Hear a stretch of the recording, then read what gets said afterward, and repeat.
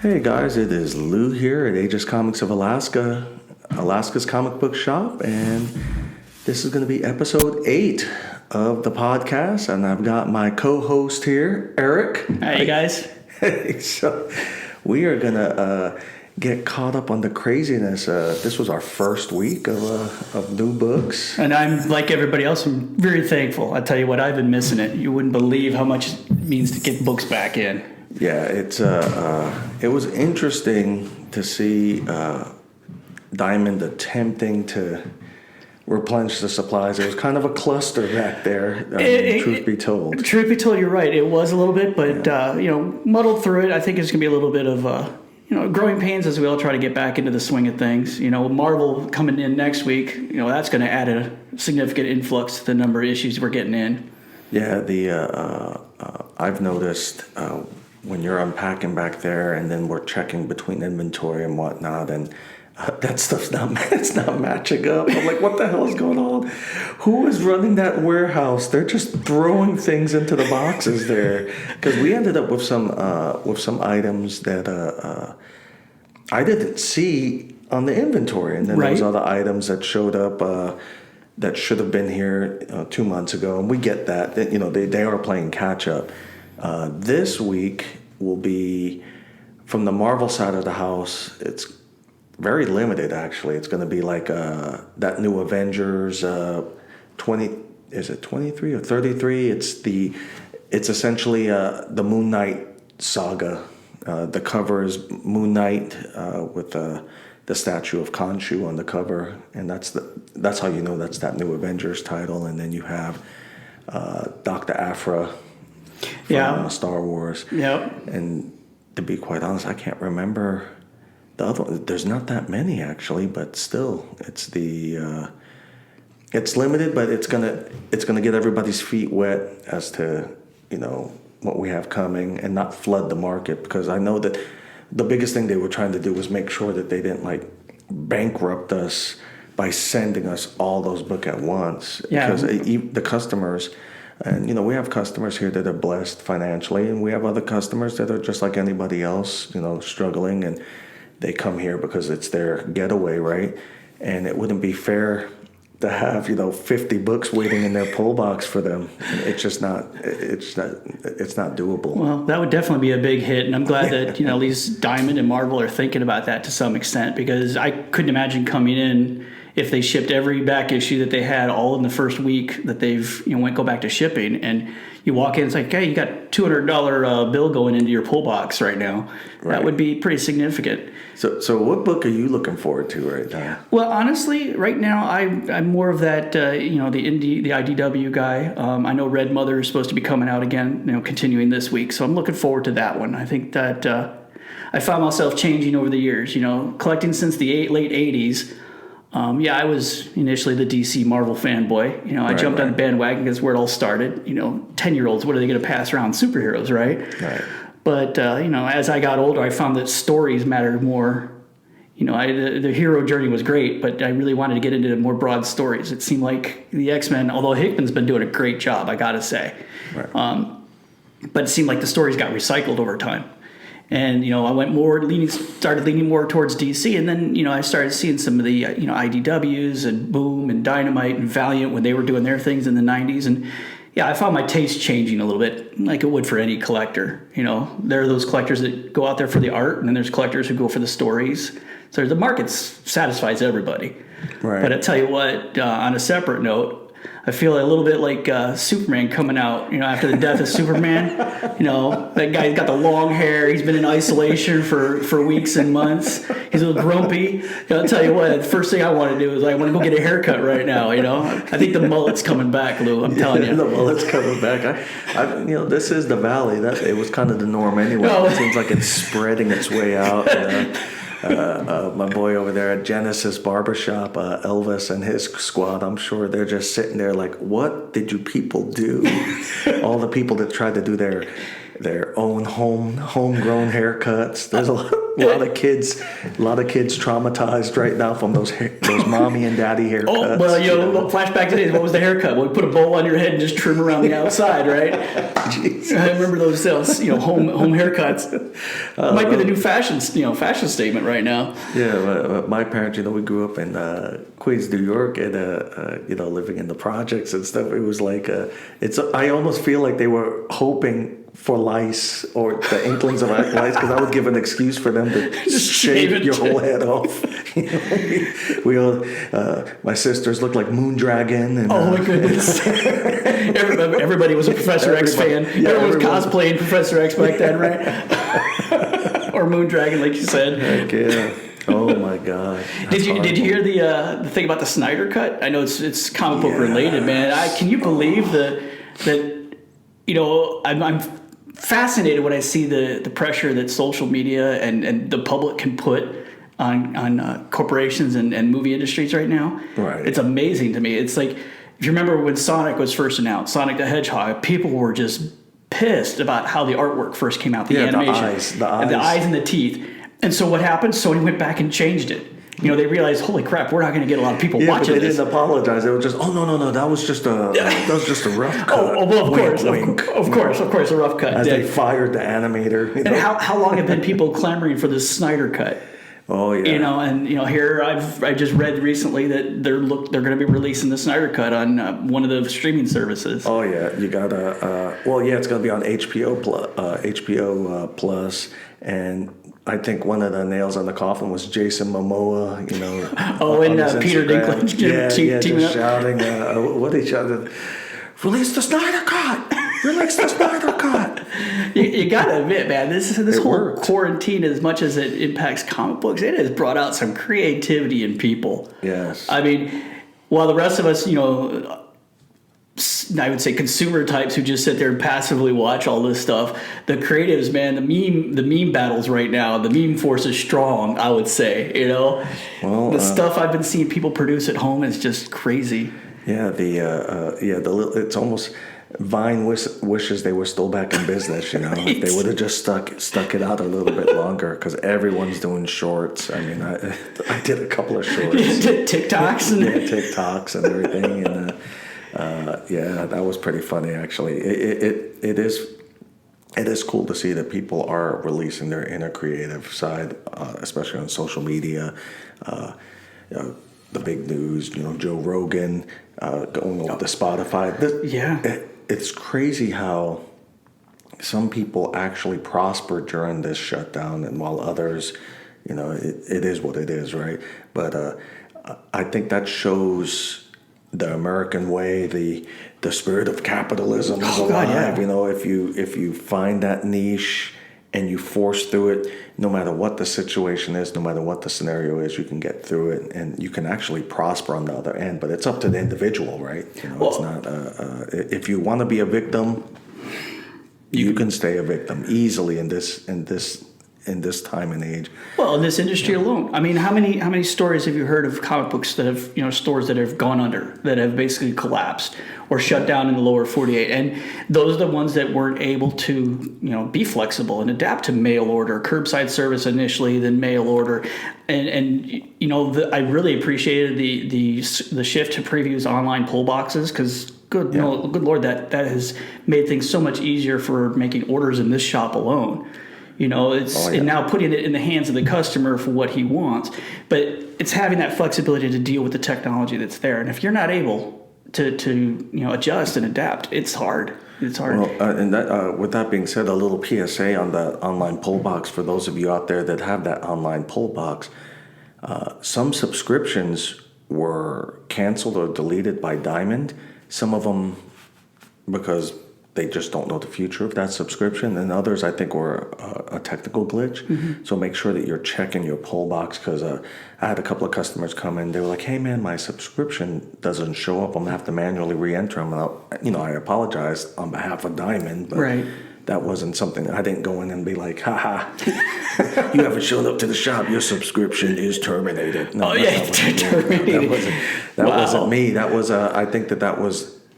them trying to figure out which titles were going to continue and which weren't. So Well, don't forget what DC did. I mean, DC didn't negate its contract with Diamond, but what DC did is says, okay, well, we're going to move our operations. They didn't cancel anything with Diamond, but you can imagine with everybody shut down and people they canceled furloughed. The exclusivity is a lot. Yeah, a lot of programs and computer systems that probably had a lot of people monitoring them. Yes, had less people. So you're not going to imagine that some subscriptions did get dumped unintentionally, obviously. But another PSA out there. The latest issue of Previews is out there and available for making your orders on the Bullbox. Right. So don't be surprised that May was completely skipped. May does not show up. There's only Previews for June. It went from April to June. So the latest catalog is June, and it's already up and available on Previews. So get in there. And I already added a few extra ones from June catalog already. So I was seeing that. Yeah, I'm glad you said something because it's very difficult to keep up with that stuff, to be honest with you. And them trying to make this comeback, and I think we all are going to make our comeback. The words from Chuck from Mile High Comics it just keeps replaying in my head the fact that we have to be prepared in the event that something like this happens again and Diamond completely falls off. Right. We're going to have a backup plan. What is that backup plan? For us, it's our back issue bins. It truly is. And it's like its own little stock market right now. I was just watching, there's a guy I watch, Value Entertainment, and apparently baseball cards are making a comeback all of a sudden. And it's all because people at home now, they were watching these streaming services, watching these specials and everything else. For instance, now you got baseball cards, and then you've got basketball cards. Right now, Michael Jordan's rookie card has probably quadrupled in value.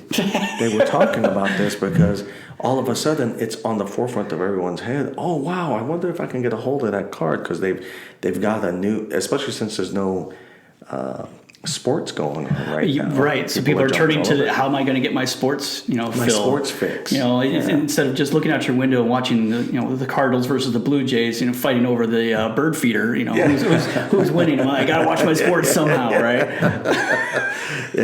You're right. So now you're looking at with comic books, the back issue bins are being rated. The value of comic books are starting to go up, depending on what the news of the day is. That Nova #1, hell, I was giving those away in loot crates. If you have a 9.8 in that book, actually anything above a 9.4, you're looking at almost $1,000 for that book right now. That's amazing. A 9.8 max sale right now was $1,200 for that book. Wow, that's incredible. I'll tell you what, though, it makes sense. For that long period of time, we'll call it the dark ages of no new comics, right? Mm-hmm. That left people chances with nothing new coming in. They were looking at their collections. This was the time to fill holes. This was the time to go to your local comic book store and see what's in that back issue and fill those holes in your collection. Mm-hmm. I know I was reviewing my Green Lanterns and I was reviewing, some of the X-Men that I had in the past and going, hey, I'm missing issue number 14. Let me go see if I can find it. Because right. I don't know about you, Lou, but there's always that battle when new comic books come out. It's like there's a stack of books I need to read and then there's, I better get new ones. That need to read keeps getting higher as my new ones keep coming in. Yes. So... Yes. The chance to go back and now, revisit those things that, the month or so that I missed. Oh, yeah. It was a good opportunity. And the back issues is, like you said, back issue bins, that's how the comic book stores stay alive. Yeah. That you're exactly right. It's so funny. Whenever we bang on the table, it causes a spike. I'm like, dude, stop being so sensitive, Yeti. Stop being so sensitive. Chill. Stop being so delicate.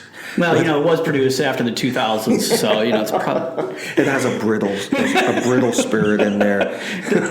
Does it need a safe space? Do we need to put it in a box? Yeah. No, one of our younger customers, she just posted on Instagram her collection. She purchased her first comic book here.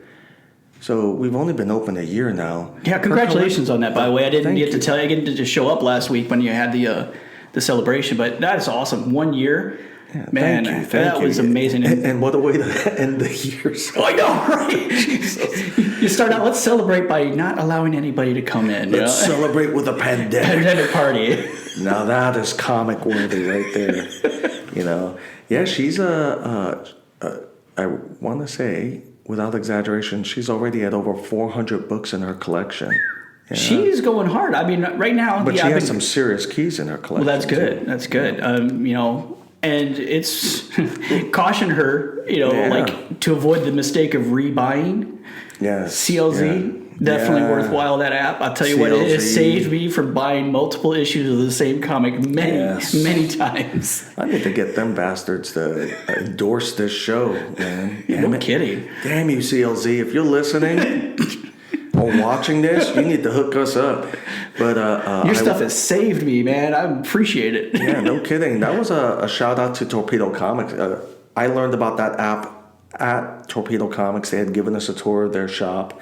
It's when we were doing the initial research for opening up this shop. This is why this shop, I have definitely strayed away from the dungeon look and tried to get that entertaining point of interest look. Mm-hmm. If you're ever in Vegas, you have to go to Torpedo Comics. That is an absolute must. It is like a little Disneyland in there with the giant life-size walker, Star Wars walker, and a life-size Silver Surfer right above their back issue bins. Did you post a picture of that once on your Facebook? The life-size walker. I thought I saw that. If you go on our Facebook page and look at our older videos, like actually go all the way back to like our first video we ever posted. Yeah. It was my wife and I at Torpedo Comics. And you see that walker, they actually activated it for us, and you could see the head moving with the cannons and the whole nine. And you see Amy picking through. I'm pretty sure she was looking for some key Red Sonjas. But I'm sure. I'd absolutely sure. She's looking for costume ideas, right? Yeah, absolutely. But she was going through, and even their back issue bins. It inspired me to hit up, Tidewater Woodworks up here. They're the ones that made this thing here, and they made the back issue bins and all that stuff. After seeing all that work, I'll tell you what, I've been obviously contemplating just for my own home about, talking to them. He's affordable. You just got to talk to him and give him your dimensions and everything else. He will hook you up. As a matter of fact, I'll put a link for him, and I'll put a link in the notes. Oh, good. Because tell you what, that's probably the hardest thing. As a former military guy, I don't know how many times I've had to move my collection around the world, right? Yes. So I've got 20 long boxes in my house. My collection tops 4,000 at this point of individual comics. And it's always been, I've never gotten storage for them because I always thought I was going to move again. Well, now that we've moved up here, I've retired and everything's like, now I'm looking at, actual better storage options. So, looking at custom cabinets is a great idea. I know a lot of people are doing the file cabinet thing. And so, anybody who's got a lot of comics, I tell you. Yeah, I just saw on Facebook a guy had his file cabinet with the sticker. He says, file cabinet, $50, laminate sticker, roll of laminate stickers, another $20 or whatever he said. Yeah. It was pretty funny. Able to store comics priceless, right? Yeah. Commercial, right? But speaking of the apps, I have now, it just clicked how it's such a symbiotic relationship with especially the value of books. So the books keep going up in price. Right. Well, who's controlling that? Well, you, the customers, are controlling that. Demand, right? The demand. You control the value of a book. And these apps report the value of the books to, this network of purchasers, correct? Of course. So when you purchase a Nova #1 from me last year for $75, and you now sell it for $120 or $900 or $1,000. That sale now becomes part of the... That sale is now part of the equation. It goes into the algorithm. That's absolutely. Right. So if you see a book, for instance, in my display or in Bosco's display or in the comic shops up in Fairbanks or even online, you see a book that you're like, dude, that book was only $50 6 months ago. Now you're selling it for $75. You need to consider, number one, the market demand, and number two, as long as you report that in your CLZ app or in your key collector app or cover price, whatever you decide to use, shout out to Lords of the Long Box on that one. If you're using those apps and reporting that, you're going to start stimulating the rise of that number of the value of that book. And that's the hard part. I mean, when you look at prices and stuff, you know, if you're counting your dollars, you want to get the best, obviously, value for your money. I totally get it. You know, Right. I am the same way. It's like, again, collecting from years ago. It's not like I had disposable cash when I was a teenager to just throw my money away, right? Mm-hmm. But you got to understand that sometimes the markets can be manipulated. You know, true. If someone just Absolutely. says, you know, hey, what? You know, this looks like an interesting cover. You know, let's put it out there as you know, as suggested. Hey, look at this, you know, current cover. Well, someone looks at it and goes, well, why did they put that out there? There must be value in it, and so they're going to go out and buy it. And they're buying it. It's going to stimulate the market to say, well, you know what? People are paying this much. Will they pay this much? Will they pay this much? Right, and they just keep moving. They keep moving the goalpost markers. Yep. Yeah, they keep moving those markers, and But watch, 6 months later, that marker goes down, and that's when those where you rapid have to be spikes. careful. Yeah, those rapid spikes can come back and bite you in the end. You know. But this industry right now is allowing geeks Oh yeah. to have their own marketplace, their own Wall Street. It really is. If you look at it, this is its own. We are the free living market right We're now. living in a very interesting market right now. I'm watching it in the store all the time. When I look at my reports and I see those spikes on values of books, you're just like, holy crap. And, you know, that's nothing that I'm doing on my own. That's the market is dictating that. The customers are dictating the values of those books. So we had a book come in yesterday, as a matter of fact. It was Vengeance of Moon Knight #1. Which is only, what, 8 years old? Yeah, I think it's only 8 years old. I'm going to have to look that up here. But it's a new book. By any standard, it's a new book. Yeah, it falls under the modern era for sure. It's definitely modern. It's well after the 2000s this book came out. So we're looking probably at the 4th or 5th reiteration of Moon Knight at this point. So if you were looking at volumes, we'll call it volume 4 or 5 of Moon Knight. So I want to say Moon Knight #1, I think in the 9.8 is probably going between $100, $200. I could be wrong now, but the last I checked, it wasn't that significantly high, right? Right. Even in the 9.8. This book, because it's a Finch variant, and it's a beautiful cover, it looks really cool. It gives you that Batman feel to it, you know, Marvel's version of Batman. But it's actually a really cool cover. It's like almost like a metallic blue with the gray, the white, that kind of grayish white of Moon Knight. So for the cover market out there, it's shiny. Yeah. It's shiny. It's a nice cover. Right. But once again, it's only a couple of years old. It truly is. It's a modern book, and Finch was the artist for it. Apparently, there was only 154 of these books put out. Okay, now 154. That's so that significant. Starts making it significant. That makes it significant. Distribution and production. So 154. This particular customer had purchased it at Torpedo Comics for probably.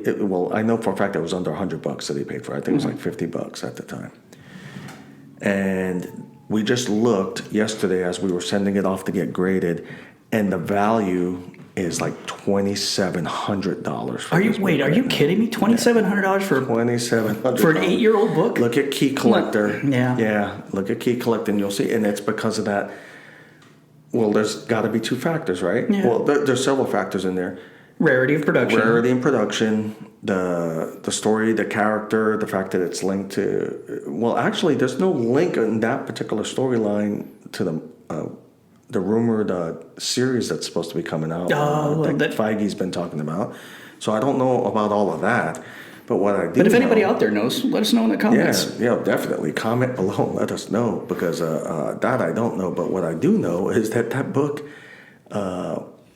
somebody out there multiple times out of those 150 issues, because you can't just set the bar with one purchase. Right. It had to be multiple times that somebody paid over $2,000 for that cover. True, because even Key Collector Comics would report, you know, a one-off high sale. They'll say that, you know, it's been trending at this price, but then they will make a note of, one sale at this price, but that's one sale does not make the value of the comic at that point. And you're talking, a book even mangled is. Oh, you mean when we get them from Diamond? Yeah. Even a book straight from Diamond, and it's in the normal box. Oh my God! Well, I can't wait to see this one. Like I said, I told you about that post from the one comic book store down in Iowa. They said they looked at theirs. They got them yesterday for the upcoming week because of the holiday weekend. They were coming in a little early. They said that their boxes were bubble wrapped.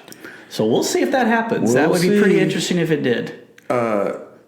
We witnessed some ridiculousness last week where they sent one poster. this big poster. I kid you not, it was this big. You guys have seen the posters in the shop. It was one of those posters in a big ass poster box designed to hold like 24 of those. Yes. Oh yeah.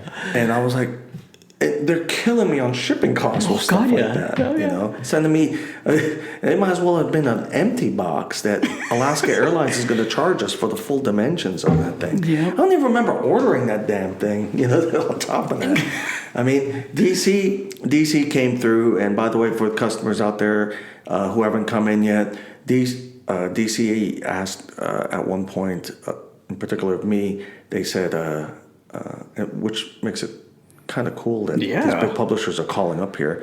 But DC asked, hey, is there anything we can do? And, I could have been a real wise ass, but I was just like, hey, how about hooking me up with some promotional stuff? Because I've never received a promotional poster from you guys. I get stuff from Marvel all the time, but never from you guys. They sent me like 100 posters. They called my bluff. I'm not even kidding. You were back. It was like 100 of them. That's like the poor kid who writes in M&Ms and says, hey, I'd really like to bring back a green M&M. And then so what is that? What happens? He gets 12 tons of M&M boxes or something like that. DC called you out on that one. Which is awesome. Because I'll tell you what, when it comes to marketing, you look at the two, the Marvel engine is huge. Marvel, they've got their marketing down. DC, not so much big on it. So the fact that they want to, and I think the quarantine had something to do with it. If they're splitting from Diamond, you got to admit they've got to be finding another way to get customer eyes on their stuff. So I really want to watch that. I want to watch what Midtown does. If Midtown is successful with that, if the publishers were all in Anchorage, clearly between Bosco's and I, it would be a good business plan to try to be a distributor if they're all headquartered there. And that's essentially what's happened in Midtown. All the publishers are stationed right there in New York. Right across the street practically, right? So they're definitely visiting. What a good market analysis. They have a lunch break with the owners of DC or Marvel. But on a side note, what a good measure of whether their books are going to work or not for that particular audience. Now, I'm a New Yorker myself, and the New York audience is kind of you won't hold it. But the New York audience can be a little different, in taste from the Anchorage or Eagle River or shout out to the Wisconsin audience right here. There you go, or the Midwest audience. But what an interesting thing that they're able to go into the comic book shop on Comic Book Wednesday, enter one of the largest shops in the nation, and see how their product is working. Yeah, and they get immediate feedback. Absolutely, just by going in there and they see, Aquaman doesn't sell, which is funny. The writer for Aquaman, I can't remember her name. She was the one that hit everybody up with if you don't like my books, don't read them. She was one of the writers for Bitch Planet, and she went in with some significant attitude for the Aquaman title.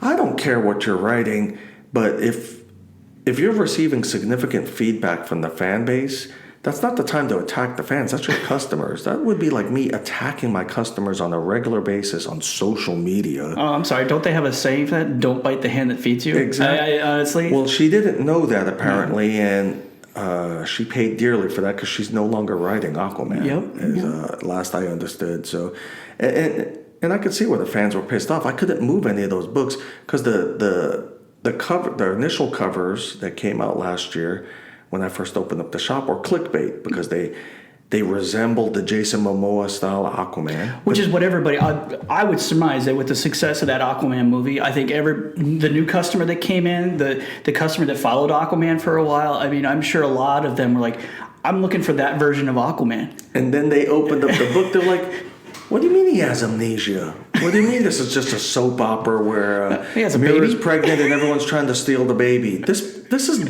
trash. Yep. I want the adventure, the Aquaman, fighting for his kingdom, searching for some treasure or whatever. That Laura Croft meets. Well, I wouldn't say. I mean, okay, I'm gonna get all academic on here, but I think it would not be a stretch to say that people buy comic books out of a sense of escapism. Yes. It is a great distractor from the realities of every day. To watch somebody go through an adventure, be successful at the end, although still have some trials along the way. It's awesome. It's entertaining to read. Right. But when you make the comic book try to reflect reality, it becomes a little bit different, and that's when you start to drift away, I think, from your core base. Not to say that there aren't customers out there that like that sort of comic book, right? But you got to admit the success of all the adventure genres, D&D, DC, Marvel, all those the science fiction, all those types of entertainment medium. Comics are the same way. Comics we have a value with the trading back and forth, but in the end, we read them because we like what we read, or we like what an aspiring artist is inspired by what he sees on the page. There's a sense of getting something out of it, but when it becomes messaging, when the comic book starts to lecture, I'm all for questioning virtue things. signaling and I'm all for questioning things. I mean, I will admit, there's some underground comics that I bought back in the day. Right. But in the end, it was all still about the entertainment aspect of it. Right. And I think there's a trend to get away from that sometimes, and that can drive away some customer base, I would think. Oh yeah. I do like that. I mean, when the older writers, and the older, chief editors and stuff like Stanley and them, when they were addressing issues like cancer or racism or drug addiction, abuse, drug addiction. I think those stories, the way they were told and the manner that they were told, just hit home with people. Mm-hmm. I mean, I want to say Marvel was the first publication to really attack the Nazis. Back in the day. True. With putting Captain America on the cover. Right. Oh yeah, punching Hitler in the face. Yeah. That was awesome.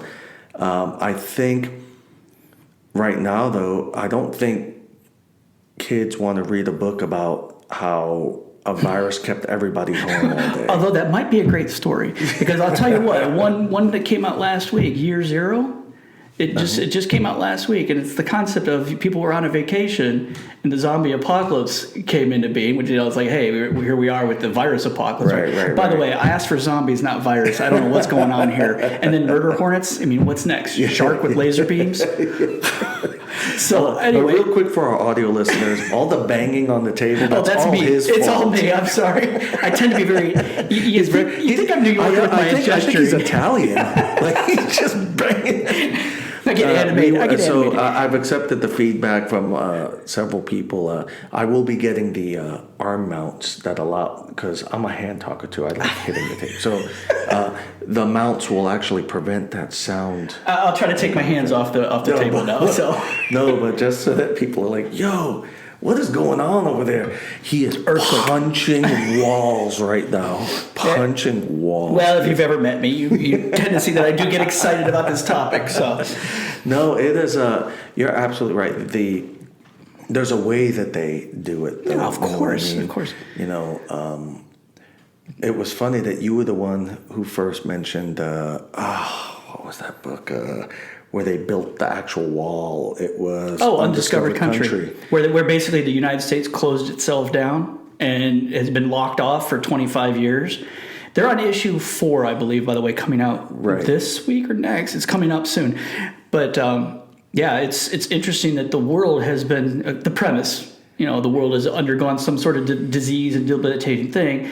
But inside the walls of the United States, nobody's heard of anything. Nobody, So Nobody people knows are. what's going on. They have finally. Issue 1 is the walled off U.S. has finally allowed one group to come in, and then it's the adventures and ongoing. I'm not going to spoil anything, but the adventures of ongoing of that discoveries and stuff that went on, of how things had developed differently and when in isolation. It's pretty interesting, actually. Wow. Yeah, that's. I love when they do it right. Yeah. Oh yeah. When they do it right, they kill it. Mm-hmm. And people. But when they do it wrong, people recognize it too. And they should be able recognize to receive that feedback. Yeah. I think that the problem is that a lot of these writers, these creators, they've become, because our society has created they've created a victim society where it's cool to be a victim. It's cool to be a loser. It's cool to be the underdog 100% of the time, which is great. We reward people for being a victim, and and what ends up happening is when a person produces garbage, like they haven't put any effort whatsoever. I'm not talking about someone they're trying their hardest to entertain, and they're just missing. You mean like the attempt to reboot the Fantastic Four movie? Yeah, yes.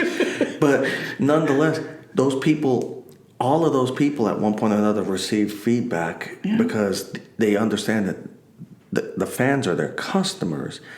And what happens is with this little generation of creators, it's not all of them. No. There's a group of these creators that they take it personal, like a dude who created the New Warriors, Kibble Smith. That name just makes me laugh. He got beat up in school, guaranteed. Guaranteed. He got his ass kicked at school. Hence he came up with New Warriors, right? Yeah. You look at the premise for New Warriors, you're like, whoever wrote that got their ass kicked in school all day long, twice on Sunday. They were like, school's not in session, you're still getting your ass kicked. And, instead of receiving the feedback and saying, I should probably adjust this. And he's not receiving feedback from a bunch of, far right wingers. He's receiving negative feedback from the center and from all the communities. Yeah. I mean, every community the community that he has chosen to represent, all of a sudden, they're even pushing back saying, dude, this is not representative of us at all. As a matter of fact, this is kind of a mockery of what you're doing.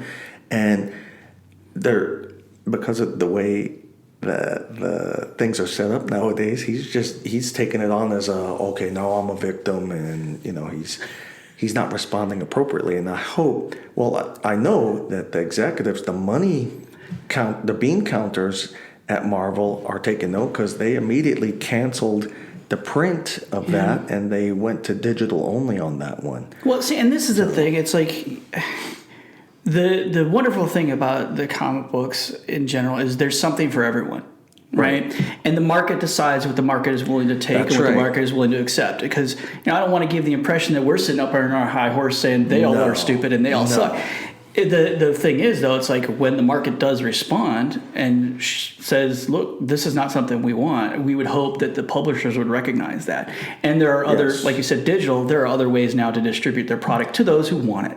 Right. In the end, we all love comics, but there's also a business side of it, right? So, so one of the most ridiculous things coming out, Transformers versus. Oh, come on! Don't bash Transformers versus Terminator. No, it's Transformers versus My Little Pony. Oh my God! I don't know if they're trolling us, but should that come out, is it ridiculous? Yes, but if customers order it, if the fan base demands it, it's going to be in my shop. Oh yeah, of course. I'm not going to censor it. It's going to be in the shop. Of course, because the end of it. With the online pull box, hint, the customer can get it. They can order it, right? And it'll be in the shop, and we'll hand it to you. And if it's in the shop, I am compelled to read it at one point. So I'll have my own opinion on it, but at least I'll read it, right? And so I enjoy that part of it, but I don't like it when the creators try to take that option away from the fans. Right. That's not good. Right. Hey, I'm going to put out this title, you're either going to love it or hate it. Right. If you hate it, I'll accept that feedback and I'll strive to be better, which is the old school mentality. Of course. It's not a personal attack. We just want, and we understand that there's a lot of basement dwellers that they live off of trolling, and they're just going to be unhappy with everything. I remember in the military, it was awesome. I had this CEO who told me one time, and this is kind of off subject, but it's the mentality. It's Memorial Day weekend, so the military's in there. So, hey, you guys, happy Memorial Day, by the way. Happy Memorial Day, guys. So, CEO, I was complaining to him about, I was a NCO at the time, and I was complaining to him about how it seems like nobody's ever happy. Maybe we need to do A, B, and C to improve morale. And he stated to me, and this lesson has always, stayed with me, even when I was a trooper sergeant supervising troopers. And what it was he said, how many people are stationed at this unit right now? And at the time it was a small boat station, but it was kind of large by some standards, but by most military services, it's a small unit. It's 100 people at this unit. Yeah, that's pretty small. So it was 100 personnel. I said, sir, 100 people. And he says, go ahead and muster all of them in the galley area and tell them that from this point on, they will never, ever, ever have to step back foot on the base to work. However, we need them to come in once a month to pick up their check.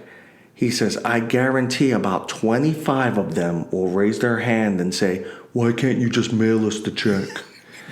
No one is ever happy. You can't make everybody happy. Right. You can make some people happy, but you can never make everybody happy. So why don't you just piss everybody off, and then you're fine? Everybody off. All right, sons of bitch, now you're showing up every day. You can't make everybody happy, but you can piss everybody off. That's right. Something you can do.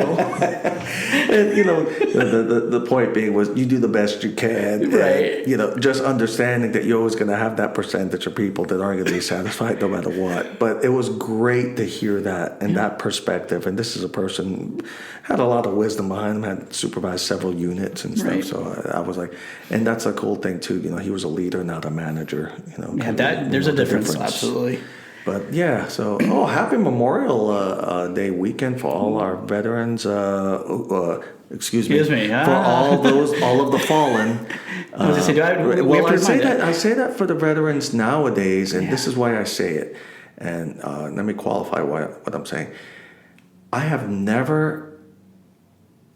never thought that I would be in a situation where so many of our veterans right now know people that they lost. Memorial Day was typically World War II. It was World War II, Vietnam, people that we may or may not have known. This generation, they know some of these people personally. Yep. These are the high school football player or the high school cheerleader that went into active duty and lost their life in Afghanistan or in Iraq or took their own life after service because of the things they saw. So Memorial Day is, to help everybody heal from all of that. Exactly. Because I think that's where the confusion is too. Is you'll see a lot of veterans. Oh, this is a veterans holiday, and it's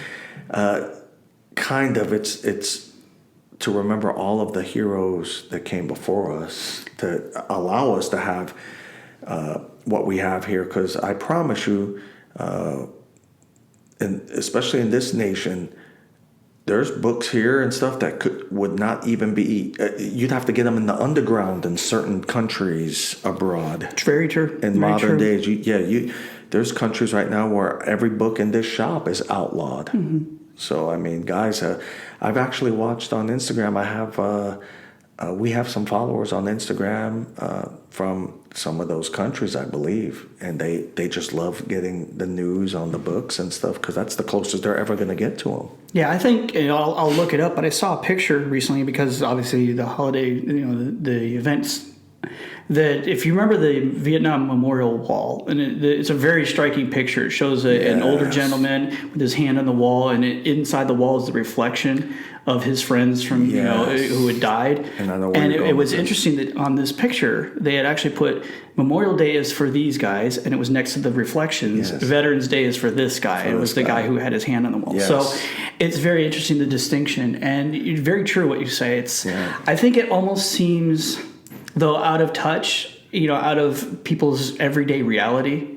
When they think about it, it's like there's somebody out there, but sure, the war, the volunteerism, the sacrifice, it's almost not. It's not always thought of. Among I would say that's a majority. I'll preface that. I mean, I won't say that everybody I meet doesn't know someone, but it's an over there thing. But you're absolutely right that this generation is different. This generation of servicemen and women do know somebody or have experienced loss in their own lives. We've been 9/11 was not that long ago for a lot of us. You're looking 19 years, right? Yeah. But it was a significant. It was like our generation's Kennedy assassination. If you think about it, right? Right. We've been engaged in operations for 19 straight years now. I mean, everybody has known somebody. That's an entire career. Yeah. Everybody has known somebody who fell in the line of duty. So now's the time to think about that. Yes, but not to be morbid. Read your comic books too. Exactly. For your escapism. Please do, for Pete's sake. Damn it. This is getting heavy here. Yeah, it got heavy real quick. But it's good to understand why we celebrate what we celebrate. Absolutely. It's not just an excuse to fire up the barbecue. The whole purpose of that barbecue and everything else is to get some healing while remembering those people. And it is, like we've reiterated multiple times here. This is one of the few generations that have personal connections to those lost. Absolutely. When we would hear about,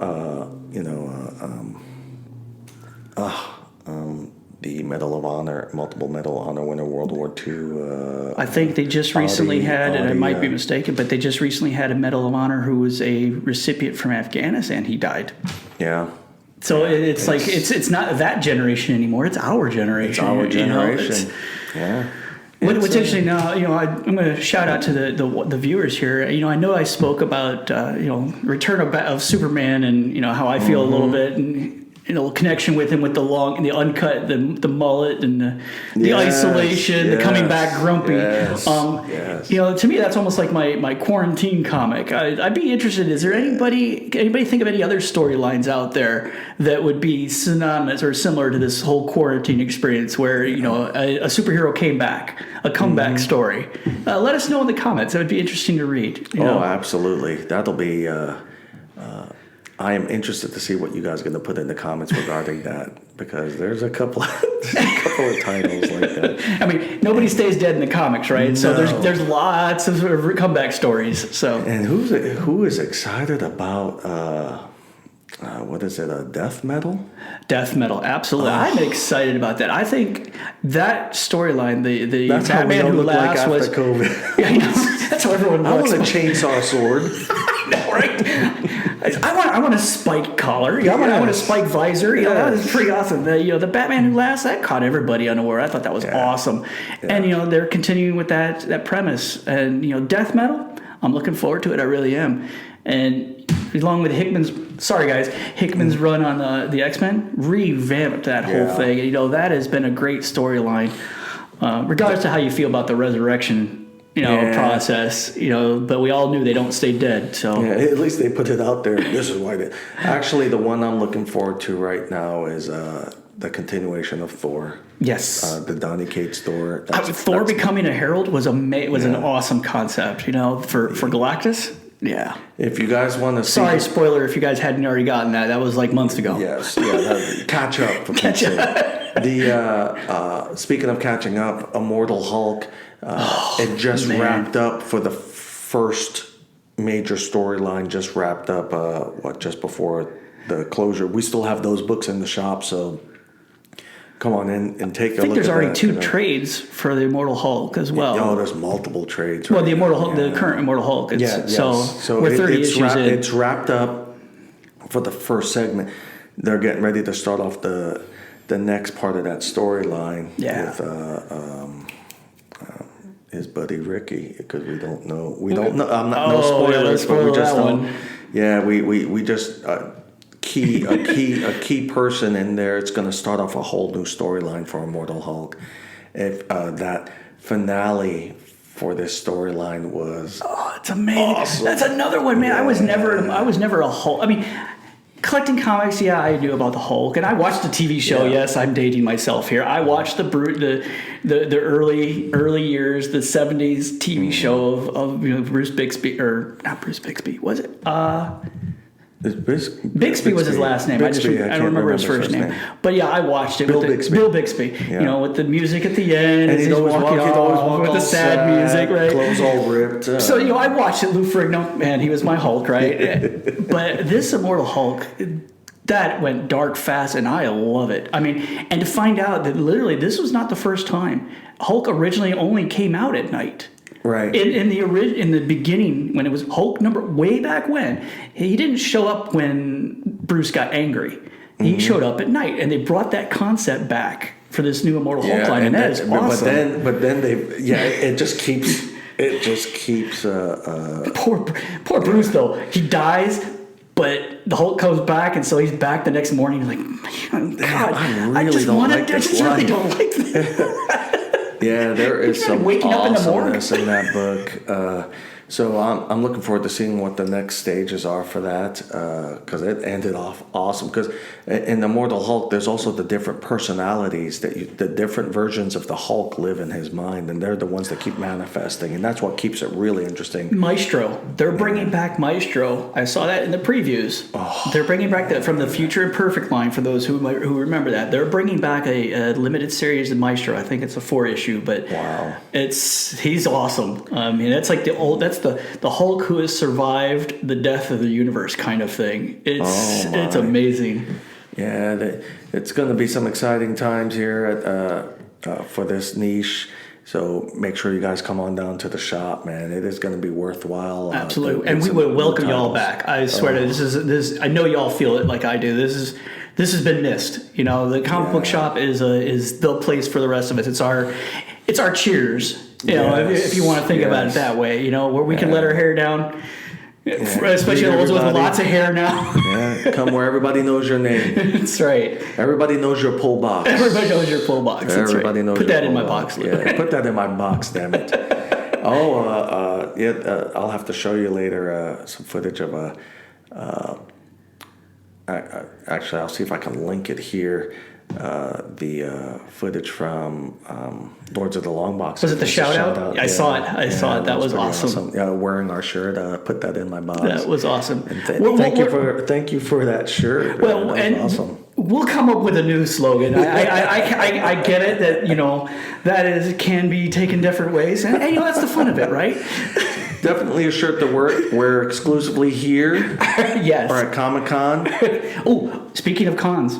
Arctic Con coming up in October. Yeah. Yes, definitely looking forward to that. Yeah, we'll have our booths there, and we've been talking about the back issue bins and everything else, but we're gonna have a lot of books available during that time, a lot of slab books available during that time, and of course, as always, we are offering drop off for your graded books, so you can drop off for EGS or CBCS. And both are great options. It's better for you to just come to the shop, and I can explain to you in person what the difference is between the two. Absolutely. You don't lose either way. I mean, they're both great services. They just offer different things that it's up to your taste. And for the first time ever, you have a choice. Yeah, and that's the cool part. And it's a local choice. CGCS CDCC was something we all had to send off, and we didn't have. We still send them here, but my point is, it wasn't always a local comic book store. It was something you'd have to go to a con or specifically go to their CGC's website.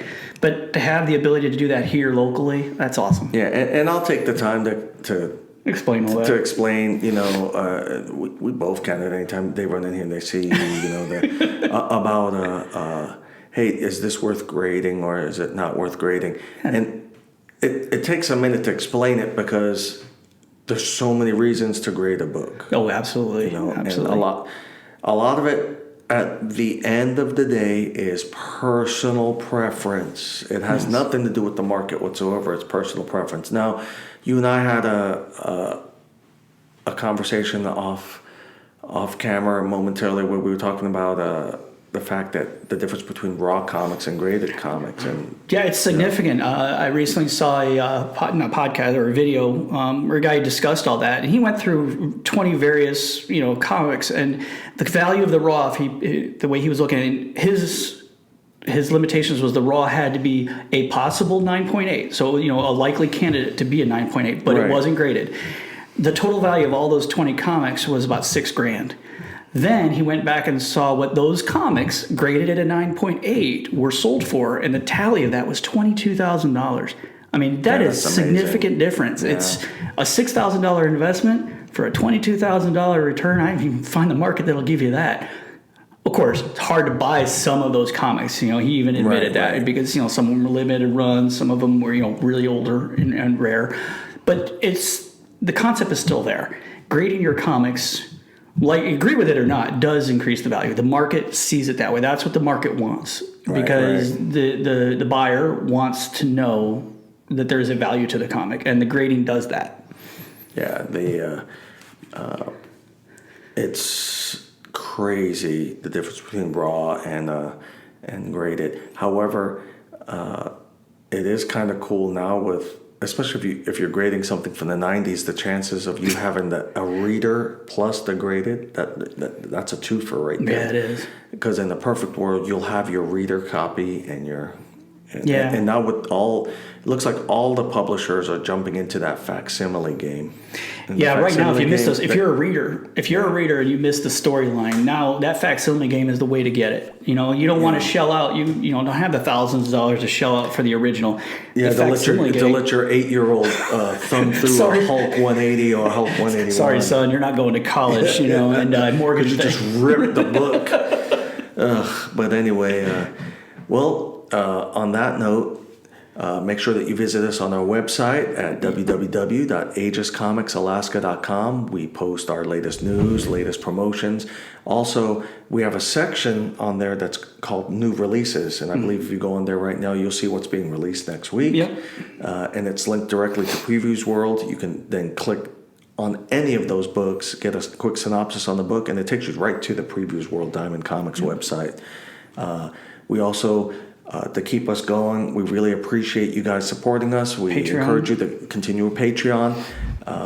We keep that very transparent. We let you know what we do with every penny of that. And as a matter of fact, we're bringing on a new staff member because of that here this week. So Thanks, thank guys. you guys. Honestly. Yeah, thank you. Oh, you guys are awesome. Hopefully, we'll keep this momentum going. I mean, we had some significant momentum going, so looking for some more expansion in the future. And that's all thanks to you guys. No, by the way, if you have any ideas, again, leave it in the comments. Ideas don't cost anybody anything. We try to make the best, but we also see this as this is also your guys' store, your guys' place to be. So let us know if there's anything you guys have in mind for the store or an event.